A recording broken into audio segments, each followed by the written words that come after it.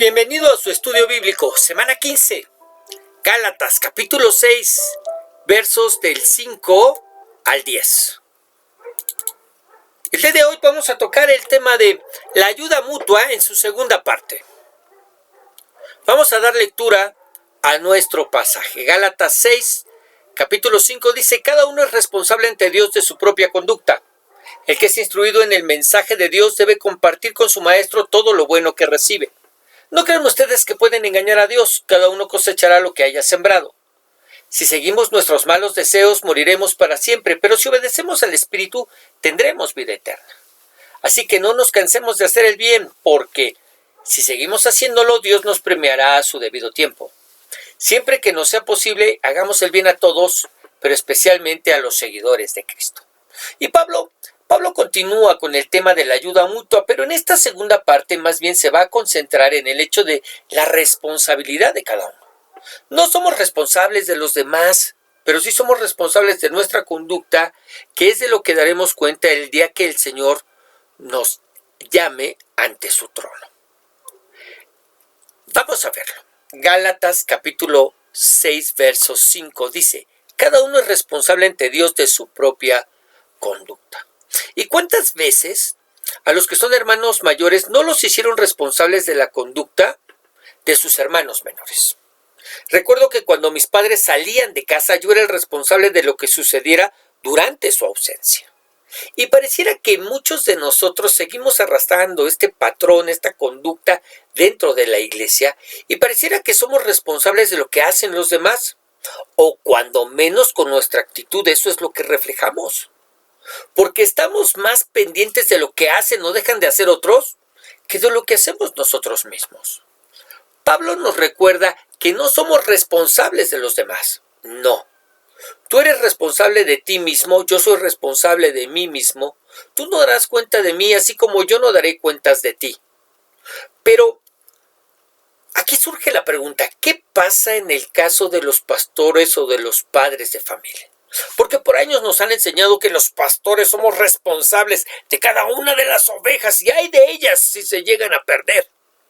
O los padres de familia, que somos responsables de cada uno de nuestros hijos y más vale que todos y cada uno de ellos marchen de acuerdo y conforme a la voluntad de Dios. ¿Qué no darán cuenta los pastores de sus ovejas y los padres de sus hijos? La realidad es que no. No daremos cuenta ni de las ovejas ni de los hijos en particular. Daremos cuenta, escúchame bien, daremos cuenta de lo que hicimos con ellos, de la manera en que los instruimos en la Escritura, de la forma en que los corregimos o disciplinamos, de la manera en que incluso los estorbamos para que no le fallaran al Señor.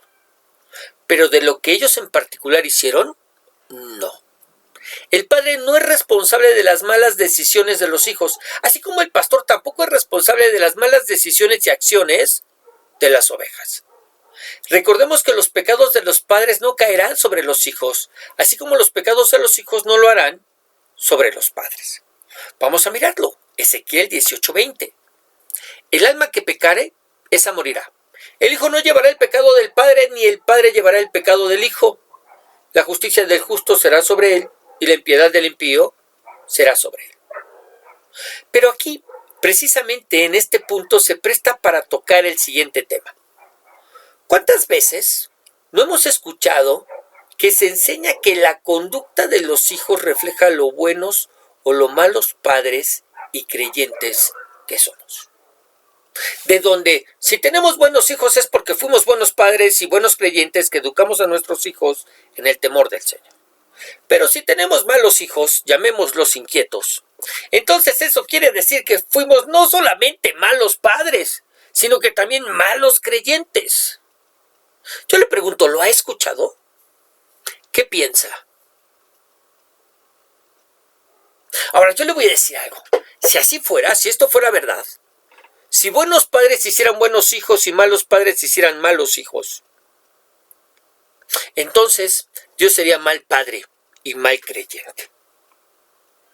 Porque tanto Adán como Eva pecaron, fallaron, se equivocaron. Una porque comió engañada y el otro porque la siguió sin experimentar ningún temor de Dios. Por eso sabemos que esa declaración, esa idea, ese concepto de malos padres, malos hijos, buenos padres, buenos hijos, no es verdad. Cuando menos no es una ley que se pueda aplicar a todos. Hay excelentes padres que tuvieron malos hijos. Y hay buenos hijos que tienen padres detestables. Lo que sí es verdad es que cada uno dará cuenta de sí mismo. Lo que hace que te pregunte, ¿cómo andas? ¿Cómo andas? Verso 6. El que es instruido en el mensaje de Dios debe compartir con su maestro todo lo bueno que recibe. Y aquí miramos una vez más a Pablo, que nos tiene que recordar que somos responsables de suplir las necesidades materiales de nuestros maestros y pastores. ¿Por qué? Bueno, porque ellos han dejado, en su mayoría, sus trabajos seculares para dedicarse a tiempo completo al estudio y enseñanza de las Escrituras. Esa es la razón por la que cuando Abraham está intercediendo por Sodoma y Gomorra, el último número de justos que se menciona es 10. Ahora, no es casualidad, porque 10 jefes de familia era el número que se necesitaba para formar una sinagoga. De esa manera, el diezmo de los 10 hace un salario para el pastor o maestro. Ahora, 10 era el número mínimo de personas de las que estaba a cargo un líder en los tiempos de Moisés. ¿Ok? Pero además, algo que necesitamos entender en la economía de Dios es que de esa manera somos participantes de la obra del Señor. ¿De qué hablas, pastor? Muy bien, hubo muchos hermanos en el tiempo de Pablo que no podían hacer lo que Pablo hacía, predicar, enseñar, proclamar el evangelio de región en región, pero participaban de su ministerio a través de sus aportaciones, ofrendas y diezmos. Y lo mismo sucede hoy en día. Muchos de nosotros no podemos dedicarnos a enseñar, no podemos dedicarnos a predicar, a proclamar el evangelio a tiempo completo, pero podemos participar del ministerio de quienes lo hacen a través de nuestros diezmos y ofrendas. ¿Ok? Vamos a ver el siguiente comentario. Pablo insiste que cumplamos con nuestra responsabilidad de satisfacer las necesidades materiales de aquellos que nos enseñan. Es fácil recibir el beneficio de una buena enseñanza bíblica y admirar a nuestros líderes espirituales, pasando por alto sus necesidades financieras y físicas. Debemos cuidar de ellos, no de mala gana o con fastidio, sino con un espíritu generoso, como muestra de honor y aprecio a sus servicios. Muy bien, verso 7. ¿No creen ustedes que pueden engañar a Dios? Cada uno cosechará lo que haya sembrado.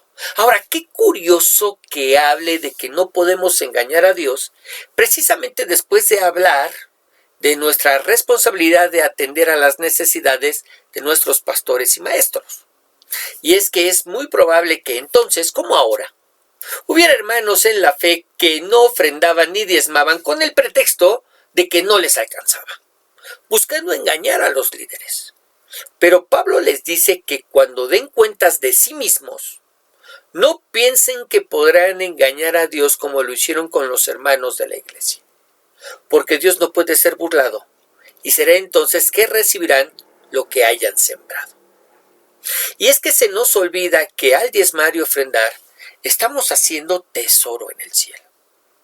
De manera que la contabilidad de Dios no puede ser burlada.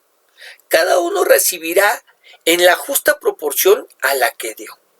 El que lo hizo escasamente, pues escasamente recibirá. Y el que lo hizo en abundancia también recibirá. Habrá quien tenga grande tesoro en el cielo, sin haber gozado de grandes cantidades de dinero en la tierra, porque dio conforme a su capacidad. Y habrá quien, habiendo gozado de grandes cantidades de dinero en la tierra, no tendrá un gran tesoro en los cielos, porque no dio de acuerdo con su capacidad, aunque dio más que los demás. Mire, el Señor Jesús lo explicó en Marcos capítulo 12, verso 41. ¿Qué dice?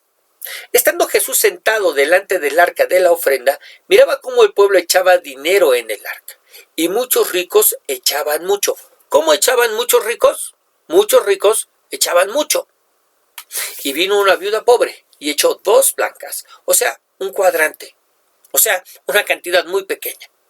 Entonces, llamando a sus discípulos, les dijo: de cierto os digo que esta viuda pobre echó más que todos los que han echado en el arca, porque todos han echado de lo que les sobra, pero esta de su pobreza echó todo lo que tenía, todo su sustento. Muy bien, vamos a ver el siguiente comentario. Ciertamente sería sorprendente si usted plantara maíz y brotaran calabazas. Es una ley de la vida, tanto espiritual como física, que uno cosecha lo que siembra. Si uno chismea de sus amigos, los pierde. Cada acción tiene resultados. Si usted planta para sus propios deseos, cosechará lamentos y maldad. Si planta para agradar a Dios, cosechará gozo y vida eterna. ¿Qué tipo de semillas está sembrando? Muy bien. Verso 8. Si seguimos nuestros malos deseos, moriremos para siempre, pero si obedecemos al Espíritu, tendremos vida eterna. Pero fíjese que en esta versión, la realidad es que este pasaje no manifiesta o no refleja lo que en realidad el apóstol nos quiere decir. Vamos a verlo en la versión Dios habla hoy, que es un poquito más clara con relación a lo que el escritor verdaderamente nos quiere enseñar. Gálatas 6:8 dice: el que siembra en los malos deseos, de sus malos deseos recogerá una cosecha de muerte. El que siembra en el Espíritu, del Espíritu recogerá una cosecha de vida eterna. A lo que yo te pregunto, ¿qué estás sembrando? ¿Qué estás sembrando? Porque si nos ocupamos de sembrar en la carne, cosecharemos de y para la carne. Si nos ocupamos de sembrar para el Espíritu, del Espíritu cosecharemos para vida eterna. Si nos dedicamos a satisfacer nuestros malos deseos, a lo único que nos llevarán será a irnos a casa de manera prematura. Por eso nos dice: de sus malos deseos recogerá una cosecha de muerte. Lo único que conseguiremos será irnos a casa de manera prematura, tema que ya vimos hace una semana cuando hablamos de la muerte prematura. Pero si nos dedicamos a satisfacer los deseos y guía del Espíritu, la cosecha que tendremos será para vida eterna. Incluso, es una ley que debemos entender que funciona para todo, aún sin hablar de cosas pecaminosas. ¿A qué me refiero? Mira, si sembramos para la carne cosas buenas, como ejercicio de manera constante y disciplinada, una buena dieta sana y balanceada, libres de vicios como el cigarro y el alcohol, y tiempos efectivos de descanso, ¿qué cosecharemos? Todo esto es en la carne, ¿eh? ¿Qué cosecharemos? Una buena salud en la carne. Y si lo hacemos por años, eso no va a evitar que muramos, no, pero de eso cosecharemos una mejor calidad de vida que si no lo hubiéramos hecho. ¿Ok? Debemos tenerlo en cuenta. ¿Ok? Verso 9. Así que no nos cansemos de hacer el bien, porque si seguimos haciéndolo, Dios nos premiará a su debido tiempo. Siempre que nos sea posible, hagamos el bien a todos, pero especialmente a los seguidores de Cristo. ¿Podríamos cansarnos de hacer lo bueno? Pregunto. ¿Podríamos cansarnos de hacer lo bueno? Pues claro que sí. Sobre todo cuando vemos la prosperidad o aparente prosperidad de los malos o de los que hacen el mal. Porque esa es una de las grandes preguntas que siempre nos hacemos. ¿Por qué a los que hacen el mal les va bien y a los que estamos empeñados en hacer el bien nos va tan mal? Y lo primero que necesitamos definir es: ¿a qué te refieres con irles bien? Bueno, es que tienen dinero, se van de vacaciones cuando menos 1 o 2 veces por año, manejan buenos carros, tienen buenas casas, tienen buenos hijos, cuando menos eso es lo que se ve. Y uno que está luchando y se está esforzando por seguir a Dios y a su palabra, las cosas no nos van tan bien. Sí, tenemos dinero, pero para suplir nuestras necesidades. Nos vamos de vacaciones, pero son modestas. Tenemos carro, pero no como los que ellos manejan. Gracias a Dios tenemos casa, pero es rentada o prestada. Y batallamos con los hijos. Ahora, ¿por qué pasa esto? ¿Por qué pasa esto?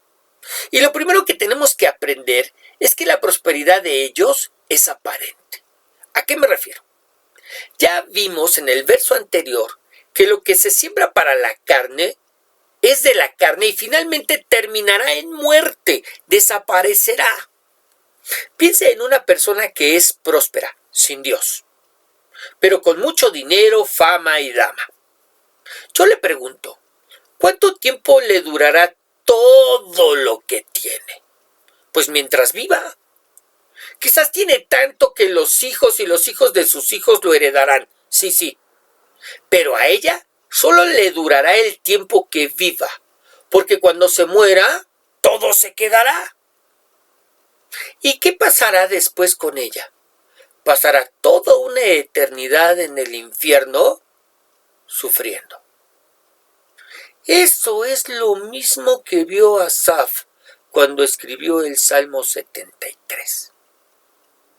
Y después de hablar de todos los beneficios que gozan los malvados, así de la misma manera que nosotros lo hemos hecho, dice, capítulo 73, verso 17. Entonces fui al santuario de Dios, y fue allí donde entendí cómo terminarán los malvados. Es decir, cuando entra a la presencia de Dios es cuando entiende cómo terminarán los malvados. Dios los ha puesto en peligro y van hacia su propia desgracia.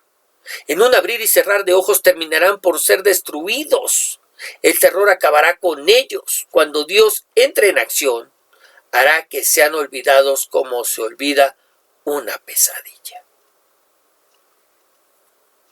Es decir, no somos conscientes que esa prosperidad que tiene solo resultará en destrucción eterna. Pues el tenerlo todo hará que nunca su corazón se incline a buscar a Dios. Ellos no necesitan a Dios. Pueden tener una religión que los engañe, pero nunca tendrán un encuentro con Dios hasta que sea tarde. Y solo lo verán para recibir condenación eterna. Sin embargo, los que hacemos el bien, los que buscamos hacer la voluntad de Dios y ser obedientes a su palabra, que detenemos nuestro pie de hacer el mal y buscamos purificar nuestros pensamientos, a nosotros nos dice este pasaje que recibiremos de Dios nuestra recompensa, nuestro premio, nuestro galardón. Dice, Dios nos premiará a su debido tiempo. ¿Cuándo? ¿Cuándo recibiremos ese premio, Dios? ¿Cuándo? A su debido tiempo. Y eso no necesariamente quiere decir que hasta que muramos y estemos en su presencia. O sea, lo quiero aclarar. Pero lo que sí quiere decir es que será en el tiempo que Dios juzgue conveniente y no nosotros. Podría ser que lo recibamos en vida, pero también podría ser que lo recibamos cuando estemos en su presencia. Pero esto finalmente nos anima a no desmayar en el hacer el bien y sobre todo a aquellos que son nuestros hermanos en la fe, así nos lo dice, ¿no? Pero especialmente a los seguidores de Cristo. ¿Por qué? ¿Por qué especialmente a ellos? Porque al hacerlo a ellos, lo estamos haciendo a Dios en primer lugar. ¿Cómo que al beneficiar a mi hermano es como si se lo estuviera haciendo al Señor? Vamos a verlo en Mateo 25:35. Palabras del Señor Jesucristo. Prestemos atención. Dice, porque tuve hambre y me disteis de comer, tuve sed y me disteis de beber, fui forastero y me recogisteis. Nótese que está en primera persona. Estuve desnudo y me cubristeis, enfermo y me visitasteis, en la cárcel y vinisteis a mí. Entonces los justos le responderán diciendo, Señor, ¿cuándo te vimos hambriento y te sustentamos, o sediento y te dimos de beber? ¿Y cuándo te vimos forastero y te recogimos, o desnudo y te cubrimos? ¿O cuando te vimos enfermo en la cárcel y vinimos a ti? Y respondiendo el rey les dirá: de cierto os digo, que en cuanto lo hicisteis a uno de estos mis hermanos más pequeños, a mí lo hicisteis. Esto debería cambiar nuestra manera de pensar con relación al dar y ayudar a nuestros hermanos en la fe. Cada vez que los ayudamos, cada vez que les damos, en realidad estamos ayudando y le estamos dando a Dios. Y por Dios seremos recompensados. En segundo lugar, porque al hacerlo, quizás estamos siendo un instrumento de Dios para suplir la necesidad de ellos y ser la respuesta de oración que necesitan. Porque yo te pregunto, ¿cómo es que Dios contesta nuestras oraciones? Lo hace a través de personas, moviendo los corazones y la voluntad de la gente a nuestro favor. Así es como Dios contesta nuestras oraciones. Pocas son las veces que lo hace de una manera completa y totalmente sobrenatural, como cuando hay una sanidad divina. Pero cuando estamos enfermos y oramos al Señor y le pedimos que nos sane, generalmente lo hace a través de un médico, a través del medicamento, a través del tratamiento, a través de personas. Cuando estamos pasando por necesidad y oramos a Dios y le pedimos que supla nuestra necesidad, generalmente lo hace a través de personas que me dan trabajo, que me dan mi paga a tiempo, que me aumentan el sueldo, que son movidas por Dios en su corazón para traer una despensa, para darnos una ofrenda. Personas. De tal manera que cuando yo hago algo a favor de mis hermanos, quizás estoy siendo yo la respuesta a sus oraciones y el instrumento de Dios para suplir su necesidad. Y con esto en mente, vamos a leer el siguiente comentario. Es desalentador hacer continuamente el bien y no recibir ninguna palabra de agradecimiento o ver resultados tangibles. Pablo desafió a los Gálatas y nos desafía a nosotros a seguir haciendo lo bueno y confiar a Dios los resultados. A su tiempo cosecharemos bendiciones. Y esto es verdad. En su tiempo cosecharemos bendiciones. Y ahí en tu lugar, inclina tu rostro, cierra tus ojos un momento. Te invito, vamos a orar.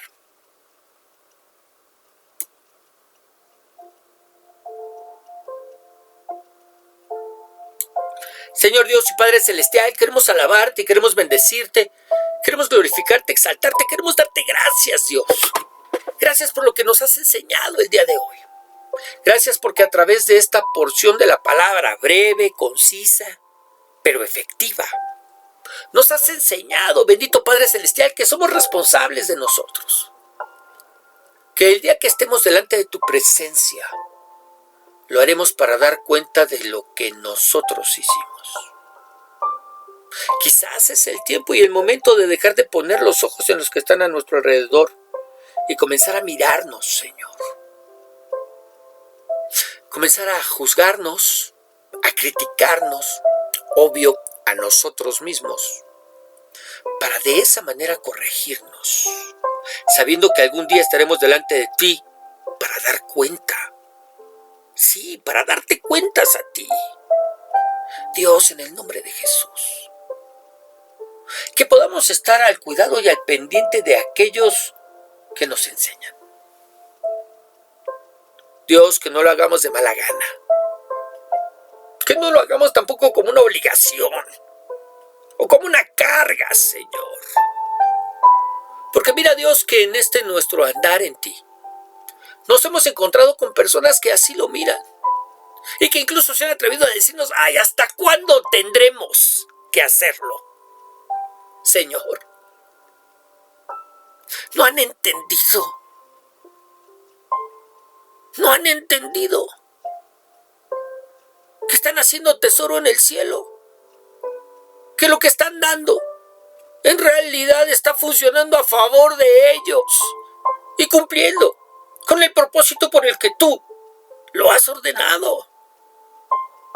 Ayúdanos, Señor. Somos tan necios, tan cortos de vista, que seguimos creyendo que lo que tenemos es nuestro. Y que lo que te damos, pues es aire, lagrimitas, Señor, a manera de limosna.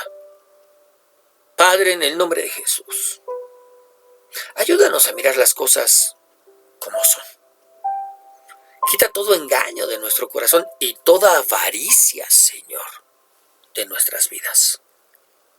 Y Padre Celestial, que podamos sembrar para el Espíritu, para cosechar para vida eterna.